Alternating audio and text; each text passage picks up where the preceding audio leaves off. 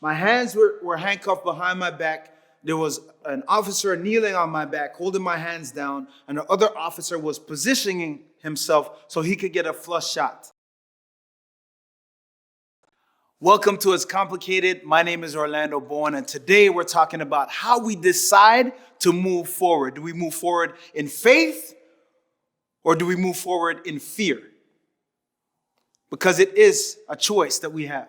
Actually, there's a Shakespearean quote that I love that says, "Things are neither good nor bad, but our thinking makes them so." So it starts with our mindset around the things that happen to us and then the narrative that we have about those things. So we've been challenged. Yeah, there's been a number of challenges over the last little bit that have shaken how we show up. It's shaken how we work, how we go to school, how we play, how we interact with others. A lot of things have changed. And in all of that, there are opportunities for us to make a decision in terms of how we move forward. It could be the worst thing ever that's ever happened anywhere, or it could be something that we embrace as a gift and move forward in faith. I'm going to take you to a specific moment in time. I was face down on the pavement. I was being beaten. My hands were handcuffed behind my back. There was an officer kneeling on my back, holding my hands down, and the other officer was positioning himself so he could get a flush shot. As the beating continued and continued and continued, all I could think was, God, don't let me die like this. I got so much in me to give God, not like this.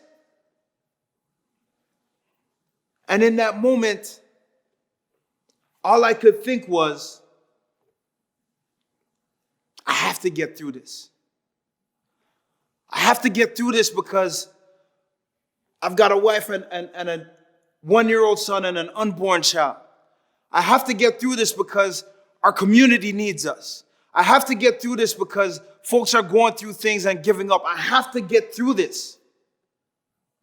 And in that moment, I held on to the little bit of faith that I felt I needed in that moment in order to survive. And recognizing that it wasn't about me. It was about being able to serve. It was about being able to be a dad. It was about being able to be a husband. It was about being able to make a difference. And I held on to this thought that one day I'd be able to help somebody.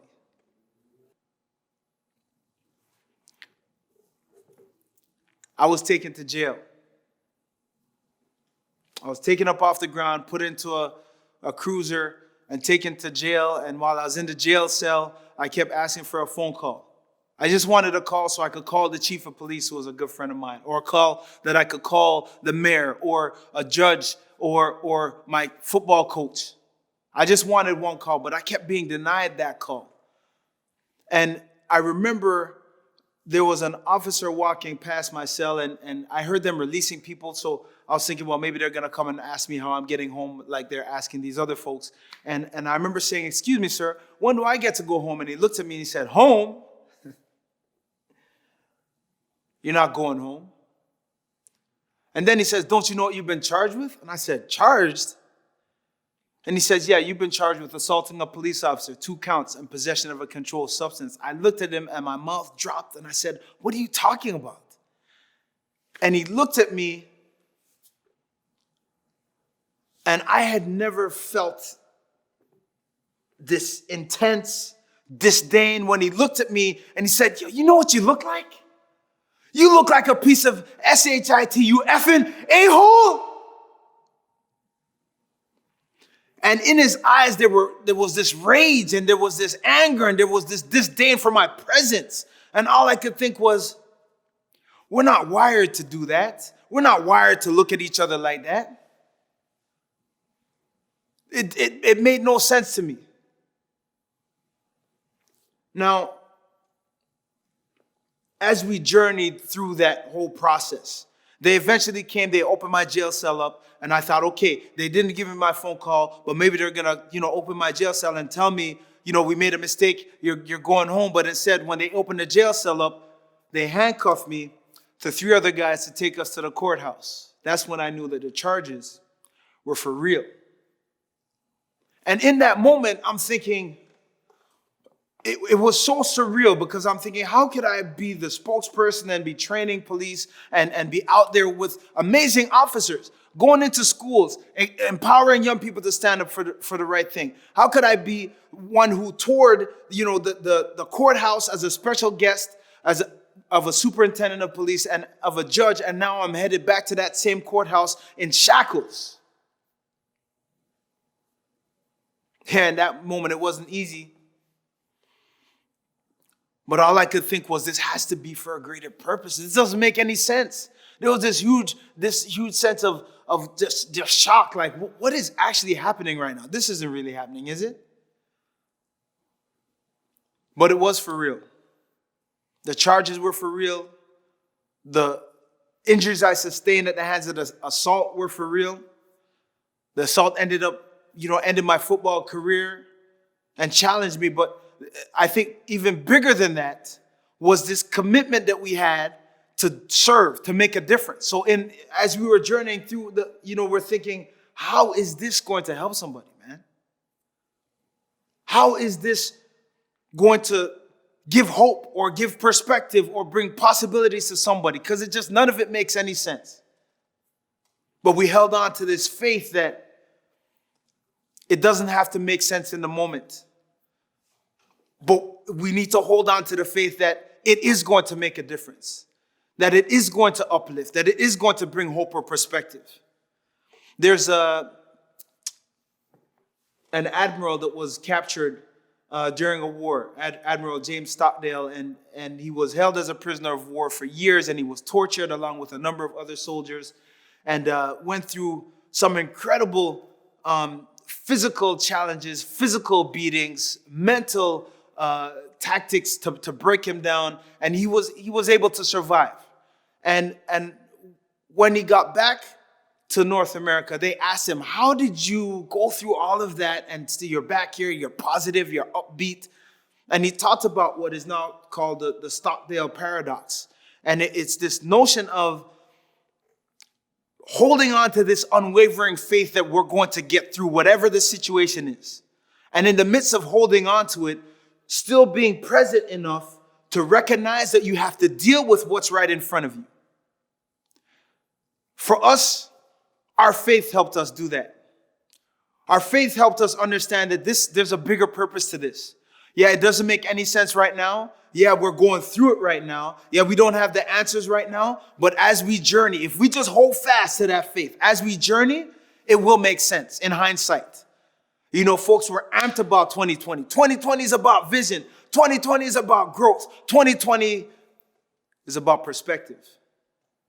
And the dots oftentimes, they don't connect in the moment. They connect upon reflection. So as we reflect, we've always been committed to doing what we can, and we're choosing to move forward with faith at the forefront. We're choosing to move forward with the understanding that even though we don't have all the answers, that's okay. We have an unwavering commitment to the understanding that people will be better, things will be better, this world can be better because we've had this experience, this collective experience, this unnerving experience, this experience that has shaken everything that we've come to know as our normal. We'll get through it. And we're encouraging, folks to choose faith over fear. Fear doesn't allow you to connect with people. Fear doesn't allow you to see the brilliance. When we're talking about celebrating Black brilliance or celebrating indigenous excellence, fear doesn't allow you to see outside yourself oftentimes. There are physiological things that happen in our bodies when we are fearful. But if we move forward in faith, that changes the game.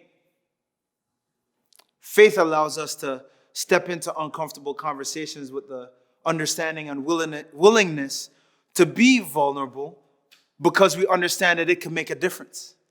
Faith allows us to embrace some of the things that we're challenged by in the moment if we believe that we'll be better by embracing those things. Faith allows us to step into spaces where perhaps in the past, we have tangibly felt that we're not wanted.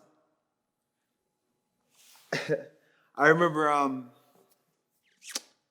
There were these meetings that I would go to where we would be talking about community. We'd be talking about young people and making a difference and engaging them in community activities, right? It was all about that. So I used to attend those meetings. I used to contribute to those meetings. And then after my assault, those meetings were still happening. And there was a time where, one of the things for me that I wanted to be clear was that my heart for community hadn't changed because of the assault. My heart for difference making hadn't been changed. As a matter of fact, if there was any shift, it was galvanized to the understanding that we must do what we can. So I showed up at one of those meetings. I was standing outside the door. The meeting was about to start, and my knees were weak. My palms were sweaty, and I'm thinking, there's people in there that don't want me in there. There are people in there that just like that officer staring at me with the hate in his eyes, there are people in there that may feel that as I step into the room. And all I could think was, I am here for a purpose. And I'm holding on to that faith that sometimes you just have to show up and give what you can and give what you have and do what you can, because what you have and what you can give is enough. So I stepped into that space, and I'm telling you, it was one of the most challenging things. And as I stepped in, there were people that looked and said, why is he here? There were actually people that said, if he's a part of this committee, I respectfully resign. And others looked at me and they said, you see what you did, Orlando? Why are you even here? You're making people feel uncomfortable. But for me, family, the thing was just holding on to the thought that this wasn't about us. We were talking about making a difference with young people and in community and creating opportunities. So for me, if it means that I have to feel uncomfortable, so be it. So there were people that left. And there were people that encouraged me to do the same. But I said, I'm not here for the folks that are in the space. I'm here for the cause that's on the table. How we can make a difference, how we could come together. How we could take the things that have challenged us and use it to pour into somebody else's life.